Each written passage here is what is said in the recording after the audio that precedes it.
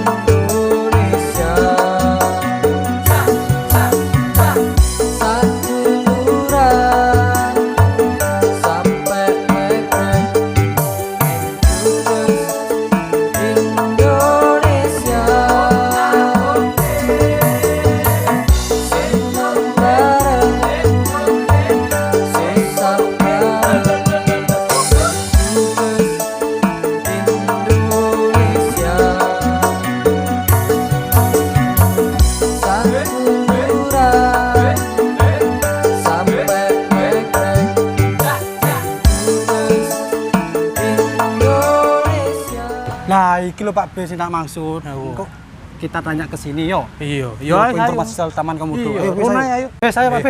Iya. Masuk. Oh iya iki nggone. Yo wis. Foto kae. Dokter. Assalamualaikum. Bagus. Misi bagus. Silakan. Iya. Ya.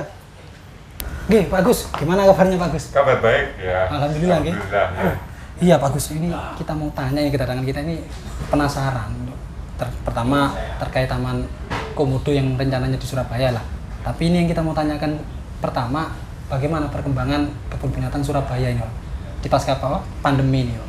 Ya, alhamdulillah sampai saat ini Kebun Binatang Surabaya tetap berusaha melaksanakan fungsi, baik itu di fungsi sebagai lembaga konservasi ex situ, kemudian juga fungsi edukasi, penelitian, dan juga tentunya sebagai salah satu destinasi wisata yang ada di Jawa Timur. Dan perkembangannya kami selalu meningkatkan upaya baik itu dari pelayanan, kemudahan seperti kita lihat di depan pintu utama kita sekarang sudah luas, nyaman. Kemudian pembelian tiket juga lebih dipermudah, jadi lebih kita arahkan ke non tunai, jadi bisa menggunakan baik itu kartu berisi maupun produk-produk kiris seperti Dana, OVO, Link, dan lain-lain. Jadi arahnya menuju ke era digital ya, untuk lebih memudahkan masyarakat berkunjung di Kebun Binatang Surabaya. Kemudian kalau di dalam terutama berkaitan dengan satwa, tentunya kesejahteraan satwa menjadi perhatian utama dari manajemen, sehingga salah satunya yang bisa dilihat kandang-kandang secara bertahap kita renovasi sehingga satwa bisa lebih nyaman, bisa lebih berekspresi seperti di alam, jadi sesuai dengan SOP lembaga konservasi yang ada.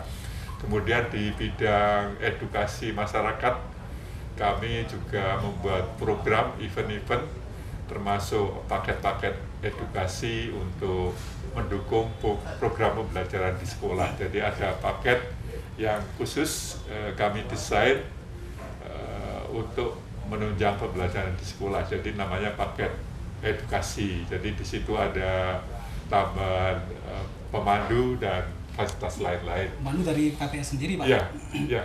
Kemudian untuk meningkatkan kenyamanan tentunya lingkungan secara bertahap juga sekarang bisa dilihat lebih bersih, tempat-tempat untuk istirahat yang kita ngikuti ini ya Instagramable gitu, jadi kita buat banyak spot-spot masyarakat bisa selfie di situ dan bisa menikmati kunjungan lebih tertarik nyaman generasi milenial itu Pak, yang anak zaman now lah ya. Nah untuk tiket sendiri Pak berapa Pak? Ya, ada program-program jadi paket-paket. untuk tiket masuk kita patok, jadi HTM kita masih 15.000 dan nanti untuk rombongan di atas 30 orang di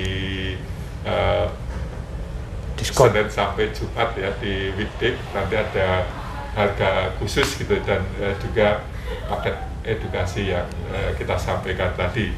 Kemudian ada beberapa wahana yang bisa dinikmati pengunjung. Jadi saat ini kolam renang anak sudah mulai kita operasikan lagi mulai bulan Juli kemarin, alhamdulillah. Kemudian Lebaran kemarin kita menambahkan wahana The Adventure Aquanautic di Park of Surabaya. Jadi di situ kombinasi antara akuarium, kemudian satwa reptilia dan satwa malam dipandu, juga ada ruangan diorama. Jadi lebih komplit. Kemudian yang lain-lain masih ada wisata perahu dan lain-lain.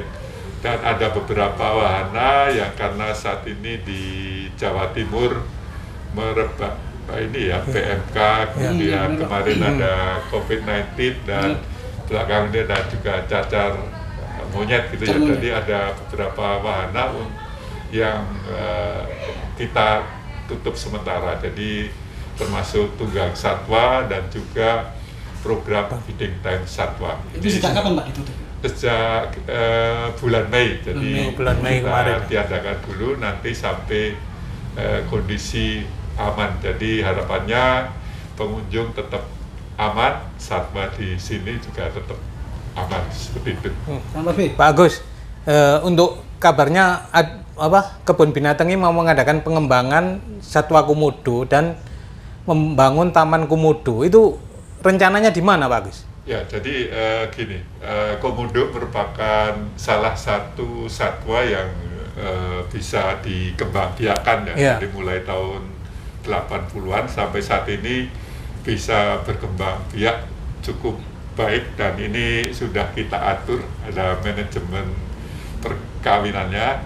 Jadi saat ini kita punya koleksi hampir 133 komodo dan banyak, seperti tahun kemarin kami ada tambahan 29 komodo yang menetas, sehingga di KPS itu punya koleksi komodo lengkap ya, mulai ada yang bayi, kategori bayi, remaja sampai dewasa, dan ini merupakan sesuatu yang luar biasa gitu. Jadi bagi masyarakat peneliti bisa memanfaatkan itu, dan untuk pengembangan ke depan, jadi ini bisa juga sebagai bahan ini ya, tukar menukar tidak hanya antar kebun binatang, tapi karena komodo ini merupakan satwa langka. Yang masuk 10 besar satwa dilindungi di Indonesia, jadi bisa menjalin hubungan antar negara juga. Jadi misalkan komodo kita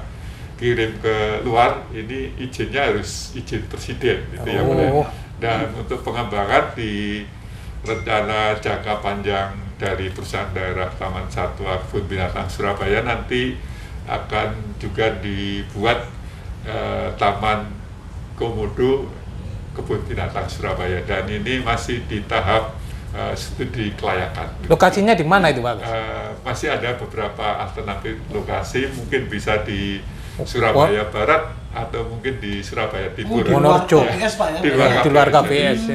Ini dari tim bagi pemerintah kota dan Kebun Binatang Surabaya masih melakukan studi kelayakan. Mudah-mudahan nanti rencana yang cukup bagus, baik itu dilihat dari edukasi pariwisata maupun konservasi mudah-mudahan bisa cepat terwujud. Ya, berarti nanti kalau sampai rencana ini terwujud, nanti warga Surabaya dan sekitarnya kalau kepingin melihat komodo tidak harus ke NTT, Ya. jadi cukup di Surabaya aja Pak Kudus ya. Nanti masyarakat bisa belajar di destinasi baru itu, jadi bisa melihat perkembangan komodo mulai dari kecil sampai dewasa dan juga perilaku waktu makan, waktu kawin dan lain-lain bisa dinikmati di situ. Ini komodo yang tua.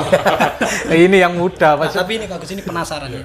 Mungkin banyak orang yang penasaran kalau nantinya destinasi pulau Baru, Taman Komodo ini iya. terjadi lah, kira-kira untuk karcisnya ini harga tiket masuk kira-kira lebih mahal Dari yang di sana, kira-kira di ini NTT. bocoran aja bocoran. Ya, ini Diusahakan masih lebih di murah kajian. gitu. Jadi mudah-mudahan nanti harga yang paling enak Terjangkau lah ya. Jadi, Terjangkau warga. dari destinasi itu juga bisa beroperasional dan juga bisa menyumbangkan peran tadi sebagai sarana edukasi, konservasi dan hiburan juga untuk masyarakat seperti itu. Nah, ini kalau kira-kira Pak B, Ya. kalau sudah dibangun destinasi komodo ini kira-kira kita ini dikasih gratis enggak? Gitu Pak. Itu Pak. Ya, harapannya ini kan ini ya, jadi partisipasi bersama. Jadi seperti di Kebun Binatang Surabaya, tentunya sumber pemasukan dari pengunjung itu masih cukup dominan. Jadi Ya. seperti itu. Jadi di samping sumber dari pengunjung, seperti di Kebun Binatang kan juga kita disupport juga sumber-sumber dana dari lain. Ya. Iya. Oke, Pak Agus, terima kasih cukup jelas informasinya Iya, Pak B ya. jelas sekali.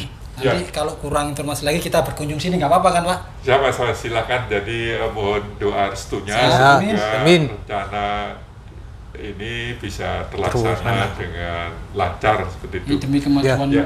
destinasi Wisata wisata di di Surabaya. Surabaya, Ya, terutama Kebun Binatang Surabaya. Ya, alhamdulillah. Baik, Pak Agus, Baik. kita pamit. Nanti kalau kurang informasi lagi kita datang ke Kidengan. Silakan, Nggih? silakan. Ya, Ya. jadi selamat, terima kasih atas Sama-sama Pak Agus. kunjungannya. Siap. Kita yang makasih. Iya. Baik, Makasih, Pak Pak Agus. Agus. Mari.